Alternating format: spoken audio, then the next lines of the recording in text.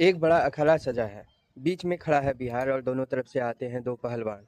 एक का नाम उम्मीद है और दूसरे का नाम है चुनौती। अखाड़े में पहला दांव खेला गया है केंद्रीकरों के हिस्से का। उम्मीद कहता है, देखो, बिहार को केंद्र से 1.51 लाख करोड़ मिले हैं। अब योजनाएं आसानी से चलेगी। इस पर चुनौती पलटकर कहता है, लेकिन भाई ये पैसा पूरी तरह केंद्र पर निर्भर है। अगर डेढ़ से आया या कम हुआ तो सब गड़बड़ हो जाएगा। फिर अखाड़े में दूसरा दांव खेला जाता है पूंजीगत खर्च की। उम्मीद मुस्कुराता है और कहता है कि 63,455 करोड़ नए कामों के लिए रखे गए हैं, जिससे सड़कें, पुल, उद्योग सब बनेगा।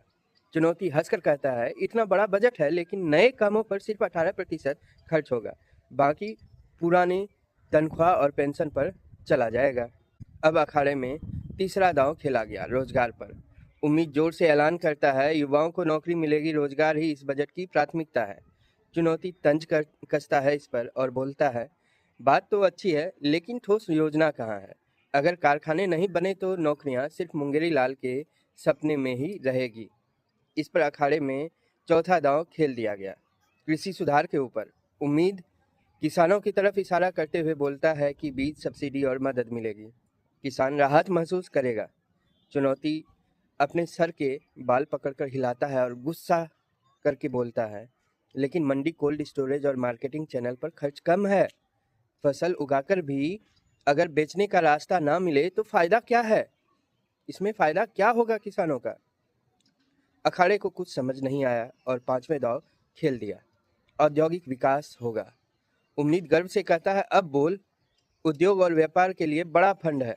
अब तो फैक्ट्री लगेगी, रोजगार बढ़ेगा। इस पर चुनौती ठहाका मारता है और आंखों में आंखें डालकर बोलता है, बिजली, कानून व्यवस्था और कुशल मजदूर की कमी है।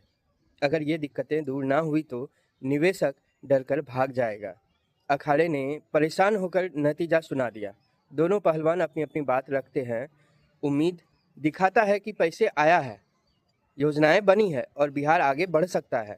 चुनौती याद दिलाता है कि अगर सही तरीके से खर्च ना हुआ तो जनता को फायदा नहीं मिलेगा।